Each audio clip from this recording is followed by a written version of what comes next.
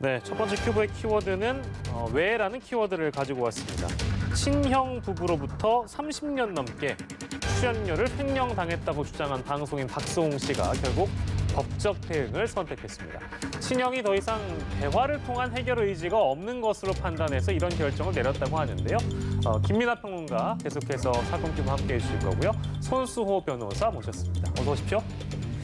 네, 오늘은 첫 번째 주제로 박수홍 씨와 관련된 이야기를 좀 해볼까 하는데요.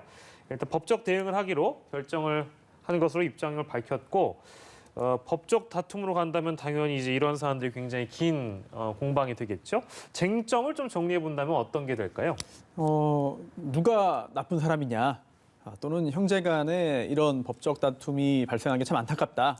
이런 관점 말고 네. 정말 법적으로 결론을 예측을 해본다면 사실 생각보다 간단합니다. 예. 도대체 어떤 일이 있었는가? 그리고 그 행위는 이 양측에서 행한 행위는 범죄인가? 예. 또는 상대방에게 금전적인 피해를 입혔는가? 즉 손해배상 책임이 있는가? 등등을 따져보면 되는 건데요. 예. 우선 범죄인가를 따져볼 때 또 하나 염두에 둬야 되는 것은 피해자가 누구인가입니다. 즉 1인 회사라고 알려져 있고요. 예. 그리고 또 사실상 그 엔터테인먼트사에 소속돼 있던 연예인도 박수홍 씨 한 명이라고 알려져 있기 때문에 네.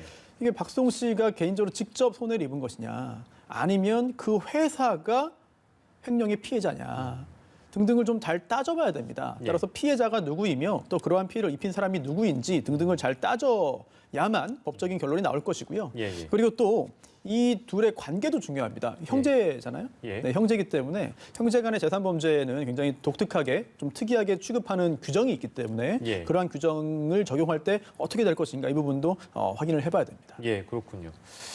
구체적으로는 이제 그 어떠한 내용을 담은 고소장을 제출할 것이냐, 이제 그 내용을 살펴봐야 될 텐데 민형사상 법적 조치에 착수한다고 지금 박수홍 씨 측은 밝힌 그런 상황입니다. 근데 친형 측의 입장이 될지는 모르겠습니다만 친형이 한 매체와의 인터뷰를 가졌는데요. 여기에서 어떤 얘기를 꺼냈냐면 이번 갈등이 박수홍 씨의 여자친구 문제에서 비롯됐다. 이제 이런 주장을 했습니다. 이 내용은 어떤 내용인지 김민하 평론가께서 좀 소개해 주시겠어요?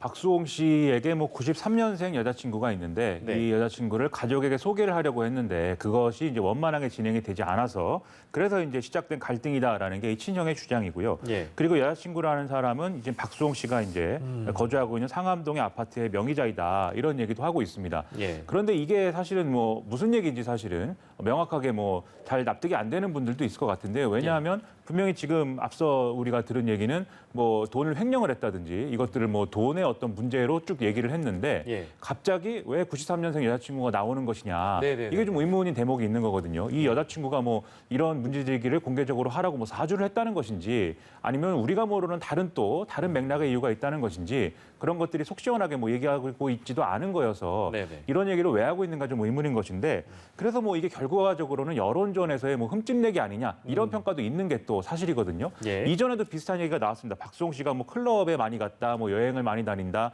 풍유지비가 많이 든다 이런 얘기를 또 이 소속사 측에서 친형이 또 했기 때문에 네. 결과적으로 어떤 여론전을 의식해서 하는 얘기가 아니냐 이런 얘기들이 나오고 있습니다. 그렇습니다. 일각에서는 이제 이게 흠집내기식의 주장 아니냐라는 지적도 있고요. 아무튼 저희도 친형 측의 어떤 반박성 주장을 이제 실어드리느라고 우선 말씀을 드렸고, 그리고 아까 손수호 변호사께서 가족 간의 어떤 이 소송 중에는 특히 친형과 간의 소송 중에는 법률적으로 어떤 쟁점이 될 수 있는 부분이 있다. 이제 그게 친족 상도례 이 부분을 좀 살펴보려고 하는데 형을 처벌하기 쉽지 않다라는 얘기가 나오는 부분이 이 친족 상도례입니다.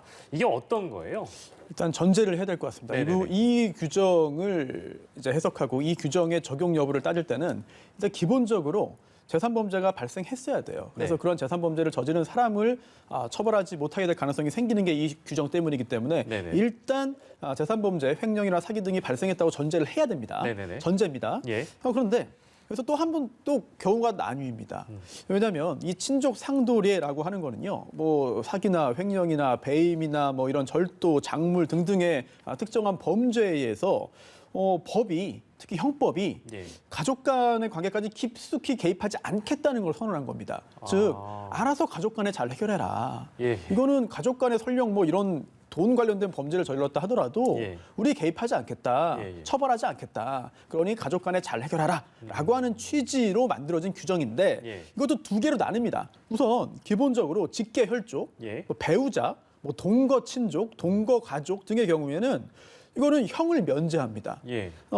그런데 지금 이 사안에서는 형제 간의 다툼이거든요. 예. 형제는 조금 전에 말씀드린 거기에 포함이 안 됩니다. 예. 특히 만약에 동거를 했다면 예. 여기는 그 형 면제 사유가 돼요. 예, 예. 하지만 이 박수홍 씨 형제가 동거를 하지 않았기 때문에 예. 그 외에 친족이 되면서 예. 이제 친고죄가 됩니다. 그러니까 아. 친고죄가 된다는 얘기는 즉 피해자가 고소를 해야만 수사가 예. 진행되고 처벌 가능하다는 얘기거든요. 예, 예. 따라서 박수홍 씨가 박수홍 씨의 형에 의해서 즉 박수홍 씨의 형이 박수홍 씨에게 사기 범죄를 저질렀다고 가정하더라도 예. 이건 친고죄가 됩니다. 친고죄가 된다면 또 하나 쟁점이 또 등장합니다. 바로 고소 기간인데요. 예. 친고죄의 경우에는 가해자가 누군지 피해 사실을 알고 6개월 내에 고소해야 돼요. 6개월 지나면 고소할 수가 없습니다. 예, 예, 예. 따라서 처벌까지도 안 되는 거죠. 네네. 그리고 또 다른 경우인데요. 예. 박수홍 씨가 피해자가 아니라 예. 이 회사가 법인이? 네, 예. 회사가 피해자일 수도 있습니다. 예, 예. 왜냐하면 회사에 돈이 들어왔고 박수홍 씨가 이제 연예 활동을 하고 그 대가가 회사로 들어오는 거죠. 예, 예. 그러면 회사에 돈이 되는 거고 그 회사 내에서 정산이 이루어져야만 네. 비로소 박수홍 씨의 개인 돈이 될 수 있거든요. 예, 예. 따라서 그 이전 단계, 회사에 돈이 들어온 단계에서 형 등이 예, 예. 횡령 등을 했다면 가정입니다. 예, 예. 했다면 이거는 피해자는 법인이 됩니다. 예, 예. 그러면 이럴 때는 친족상도례가 적용되지 않아요. 그럴 때 이제 고소가 가능하다는 말씀이죠. 네, 하지만 예. 이때 또 공소시효가 있습니다. 예. 네, 그래서 공소시효가 있는데 예.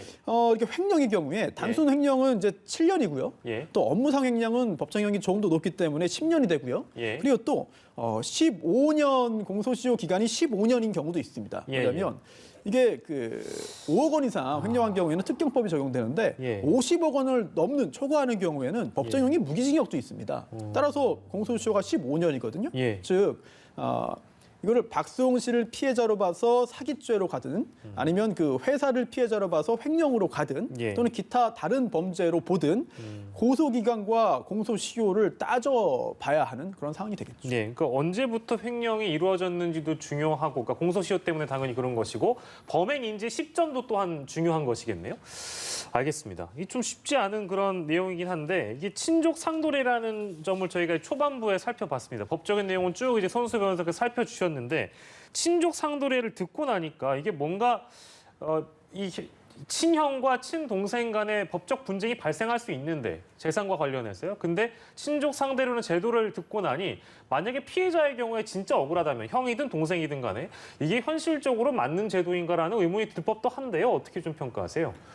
그러니까 이제 뭐 세상 만사를 법 그리고 고소 고발로 다 해결하지 말자라는 이제 취지 자체는 뭐 이해할 만한 대목이 있죠. 네네. 그런데 현실이 여러 가지로 과거와는 다른 좀 시대적인 변화가 이제 수반되고 있는 것 또한 사실입니다. 그래서 이제 친족 간의 이러한 뭐 범죄라든지 재산상 분쟁 이런 것들은 계속 늘어나고 있는 추세인데 지금 이미 법에 보면은 사실은 뭐 형제나 뭐 이런 것을 넘어서서 예를 들면 친족과 혈족의 범위가 너무 넓다라는 지적이 있거든요. 앞서 보셨듯이 어쨌든 이게 적용되는 범위는 뭐 4촌 내지는 8촌까지 적용이 될 수 있는 그런 네네. 내용인데 사실 뭐 4촌도 요새는 잘 모르고 8촌이라고 하면 저는 태어나서 뭐 한 번도 들어본 적도 없고 본 적도 없는 그런 사이입니다. 예, 예. 그런 것까지 생각을 하면 이 범위가 너무 넓지 않느냐 이런 이제 지적이 있을 수가 있겠고요. 네. 그리고 앞서 변호사님 말씀하신 대로 이 경우에 친고죄가 돼서 이제 6개월의 고소 기간이라는 것은 또 너무 짧다. 네. 이것도 문제 아니냐 이런 지적이 있을 수가 있는데 전반적으로 봤을 때 이제 헌법상의 재산권이라든가 그다음에 행복 추구권 이런 것들을 거스르는 조항이다라는 지적도 있어요. 그래서 이것에 대해서 뭐 위헌 심판이라든가 이런 거를 내는 그런 상황이기도 한 것인데 어쨌든 이게 완전히 이제 뭐 없어진다든지 그런 게 아니더라도 일정 부분 손질이 좀 필요하다. 이런 것들은 우리 사회가 한번 생각을 해봐야 될 것 같습니다. 예, 어디까지는 저희가 좀 전제해야 될 부분들은 전제하고 이제 이 내용을 전개를 해봤는데 친형 측에서는 이제 이런 사항들이 많이 보도가 됐고 이제 허위 사실 때문에 주변 친구들에게 외면도 당하고 이 충격으로 인해서 정신과 치료를 받고 있다. 이제 이런 주장을 하고 있고요. 정상적인 학교 생활도 못하게 한 사람에 대해서는 법적 조치를 취하겠다. 이런 태도를 보이고 있습니다. 제가 이제 이 내용을 언급한 이유는 법적으로 어떤 전략을 쓸 것인가, 이제 이런 어떤 부분들도 또한 앞으로 법적으로 소송이 벌어질 때 참고가 될 만한 사항이 분명히 될 수도 있기 때문에 이제 언급을 해드렸는데요. 친형 측에서는 앞으로 어떤 전략을 쓸 거라고 우리가 예상을 해볼 수 있을까요, 변호사님? 사실 이런 그 회사 운영과 관련된 횡령이 주된 쟁점인 사건의 경우에는 생각보다 간단합니다. 장부를 보면 돼요. 장부. 네, 그리고 또 지금 법인 신용카드를 사용했다, 사적으로 사용했다 이런 내용도 흘러나오고 있는데 만약 그 부분을 확인하기 위해서는 신용카드 사용 내역 보면 됩니다. 장부를 통해서 확인되고 영수증을 통해서 확인되는 것이기 때문에 사실 굉장히 단순한 사건일 수도 있어요. 그런데 하나 변수가 있습니다. 특이한 점이 있죠. 바로 박수홍 씨라는 굉장히 유명한 연예인이 이 사건의 핵심에 있다는 거죠. 그러다 보니 양측이 서로 언론을 통한 그런 여론전을 일정 부분 행하고 있는 것이 아닌가 싶습니다. 즉 박수홍 씨 입장에서도 결론도 중요하지만 그 결론 나올 때까지 시간이 꽤 걸리거든요. 그때까지의 어떤 과정 또는 그 동안의 그 과정에서의 여론 형성이 계속해서 연예 활동을 할 수 있는가 또는 어떻게 할 수 있는가 여기에 큰 영향을 주기 때문에 이 결론보다도 이 과정에도 중시를 하는 것으로 보이고요. 또 반대로 그 친형 측에서도 이게 그냥 있다가는 상당히 이제 매도를 당할 수밖에 없는, 매도를 피할 수 없는 그런 상황으로 보입니다. 따라서 법적인 그런 대응뿐만 아니라 여론에 호소하는 그런 여론전도 계속 이어질 것 같은데 사실 그런 부분들은 이게 사기냐, 횡령이냐, 배임이냐 등등을 따질 때 있어서는 사실 큰 영향은 없거든요. 하지만 굉장히 유명한 연예인이 관련된 사건이기 때문에 앞으로도 계속해서 이런 양측의 이야기들이 조금씩 언론을 통해 흘러나올 것으로 보입니다. 그러니까요. 방금 언급해 주셨습니다만 이미 이제 이 사태로 인해서 박수홍 씨의 경우에는 지금 하고 있는 프로그램 중에는 이제 잠정적으로 하차한 프로그램도 있다 보니까 이 상황이 길게 전개가 된다면 차후의 연예계 활동도 분명히 영향이 있을 거라는 생각도 드는데요. 어떻게 생각하세요? 일단은 뭐 일부 프로그램에서 하차를 했고 또 뭐 일부 프로그램은 또 뭐 최소화해서 좀 녹화를 하거나 뭐 이랬다고 하는데 아무래도 이런 일이 생기면 연예인은 대중의 사랑을 먹고 이렇게 좀 활동을 하는 그런 이제 직업이기 때문에 본인이 뭐 꼭 잘못을 하지 않았다 하더라도 일정 기간 자숙의 기간을 거친다거나 좀 이렇게 여론이 좀 여러모로 정리될 때까지 모습을 이제 좀 드러내지 않는 경우가 많죠. 다만 박수홍 씨의 경우에는 지금 상당히 동정 여론이 많이 형성이 돼 있는 것 또한 사실입니다. 뭐 일부에서는 뭐 그렇지 않다, 뭐 이런 반론도 뭐 얘기가 되고 있습니다만 그런 것들은 다 어떤 지금 변호사님이 말씀하신 뭐 여론전의 일환으로 받아들여지고 있고 본질적으로는 박수홍 씨 상당히 억울하다, 피해가 큰 것 같다 이런 여론이 형성이 돼 있기 때문에 뭐 일정 기간 자숙의 시간이라고 표현해야 될지 어쨌든 간에 좀 이제 좀 활동을 좀 줄여야 되겠지만 그래도 이제 복귀하고 이런 차원에서는 아마 이런 동정 여론이 있어서 그렇게 큰 무리는 없을 것으로 보이고요. 장기적으로는 이게 과연 연예인과 그다음에 매니지먼트사 이런 관계에 있어서 지금과 같은 약간 지금은 이제 전근대적인 형태 아닙니까? 가족 회사를 통해서 했기 때문에 그런 것들을 어떻게 개선할 수 있는지까지 사실은 우리 사회가 관심을 가지고 이런 연예계의 여러 가지 문제를 들여다볼 필요도 있는데 뭐 과연 이 사건을 계기로 해서 그런 데까지 관심이 갈 거냐 그건 좀 두고 볼 문제겠죠. 알겠습니다.